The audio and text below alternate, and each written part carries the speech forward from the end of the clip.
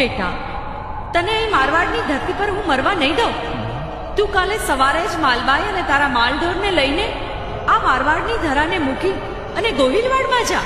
પણ માં, સાંભળ બેટા, જશા, તારી આ કાળી ગાય જ્યાં પગની ખરીથી જમીનને ખોતરે ત્યાં તારો પડાવ નાખીને મુકામ કરજે. લે બેટા, આ મારું ખાંડિયું ત્રિશૂળ. આ ત્રિશૂળ જ્યાં કાળી ગાય જમીનને ખોતરે ત્યાં જ એની સ્થાપના કરજે. હું તારી ભેળી જ છું બેટા, હું તારી ભેળી જ છું. માટે જોજે હો, મોડું ન કરતો.